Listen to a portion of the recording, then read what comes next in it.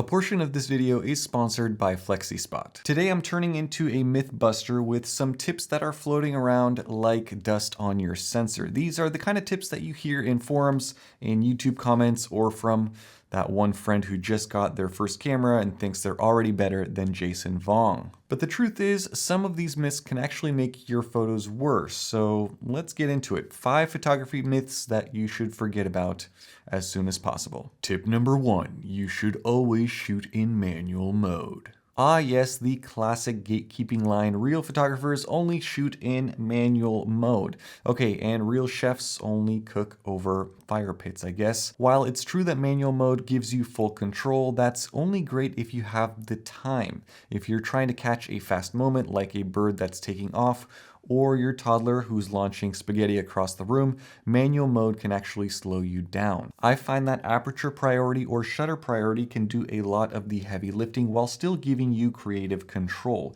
Aperture priority means that you choose your aperture or your f-stop. Let's say, for example, if I want to get a nice and blurry background when I'm shooting a picture of a person, I might want to shoot at f1.8 if my lens allows me to. I set that in my camera, and with aperture priority, the camera really does the rest. Shutter priority is the same thing, but you set your shutter speed, so let's say 1/30th of a second, for example, if you want some blurry motion while taking a picture of a car that's driving by, for example. And this mode is especially useful for video where you want a uniform looking video. In the end, you're not less of a photographer for using smarter tools. Use the mode that helps you get the shot, really not the one that makes you feel cool, or just because someone else is doing it, I have to do it. I always say that it's harder to mess up a photo that's shot in aperture priority than it is to mess up a photo that's shot in manual mode. Tip number 2, always use the lowest ISO for best quality. This one's sneaky because it sounds smart. Lower ISO means less noise, which makes it automatically better, right? Nope. In real-world situations, trying to keep ISO at 100 can lead to a disaster. You'll end up with underexposed images or motion blur because your shutter speed's simply too low. If you don't know what ISO is, it's how sensitive your camera is to light. In bright lights, like outside in the sun, you want to use a lower ISO such as ISO 100 because it gives you a cleaner image. In the darkness, you want a higher ISO such as 1600 or even more because you want to be able to see your subject. However, higher ISO values introduce grain or noise to your image, so it's a bit of a balancing act. Modern cameras, even budget-friendly APS-C cameras such as these, have incredibly high ISO performance compared to cameras from 10 or so years ago. And ultimately, a little grain is way better than a photo that's just a blurry ghost story. Many cameras, such as the Sony a6700, for example, have dual base ISO for video. So specifically on the a6700, it's ISO 800 and ISO 2500.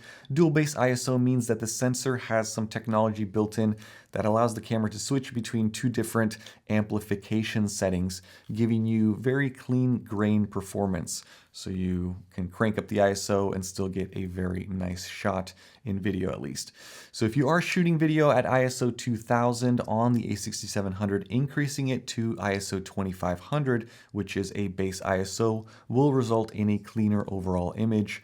So definitely look up your camera's specific specifications to make sure that you account for this when you're out shooting photos or video. And the last thing I'll say is, even if you end up with a lot of grain, modern editing programs such as Luminar Neo make it very simple to correct this noise or grain in post. A noisy photo is better than a useless one that's so dark that you can't see a thing. Tip number 3, always use a UV filter to protect your lens. UV filters are the photography equivalent of plastic couch covers. My aunt used to have them and they annoyed me throughout my entire early childhood. They sound like a good idea, you protect your lens, but cheap ones can actually mess up your image quality with flares that you don't want, ghosting that looks weird, and overall softness that you definitely don't want. If you've got a $1,000 lens and you slap on a $10 filter, it's like putting a $30 set of tires on your Ferrari. It might make for a funny video, but just don't. Instead, you should use a lens hood.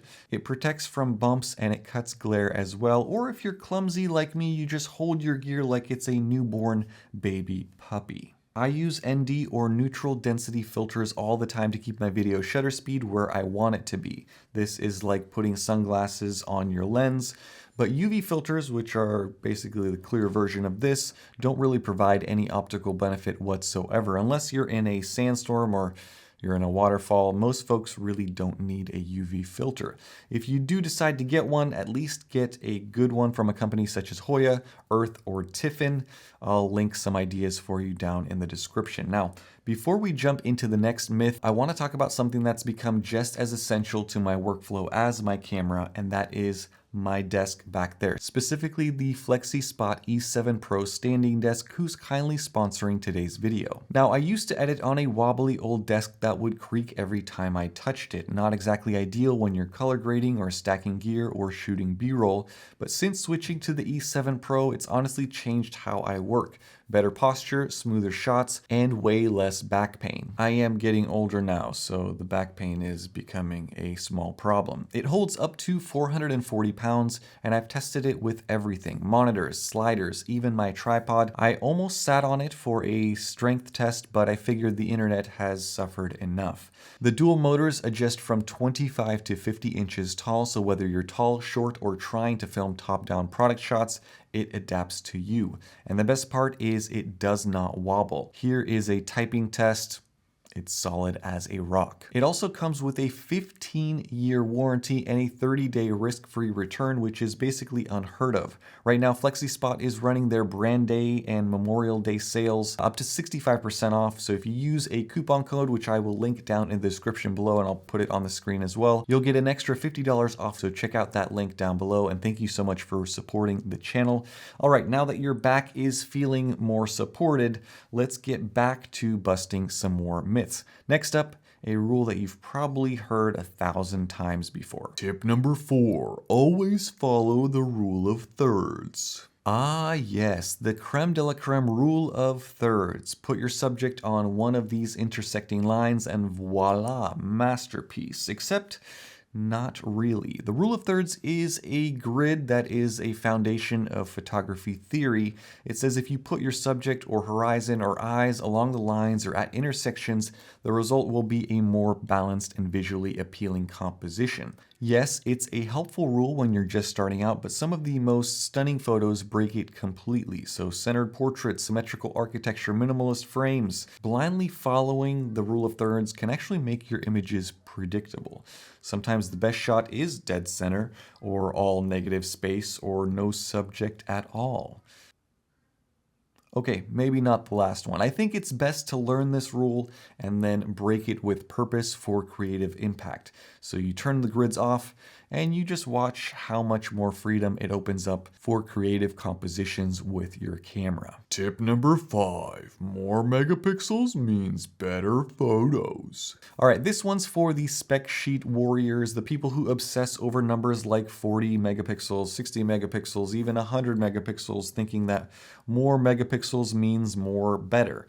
Now, yes, megapixels mean higher resolution. In simple terms, your camera is capturing more tiny little details, which can be useful if you're planning to A, print a huge photo like a poster or billboards along the freeway, B, crop your images heavily in post without losing any detail, or C, do high-end commercial or landscape work where the fine details really do matter. But here's the catch. More megapixels means bigger file sizes, which slows down your camera's buffer.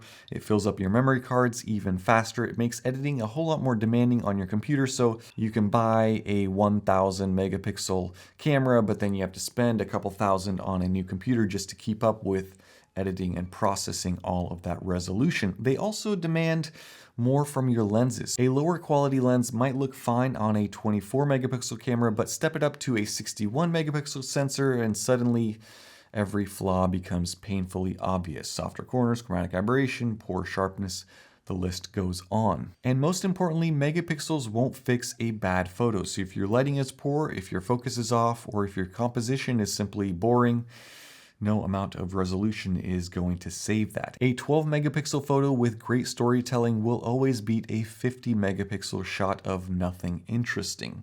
Also, let's be honest, are you printing gallery-sized art or zooming in to see eyelashes across the street?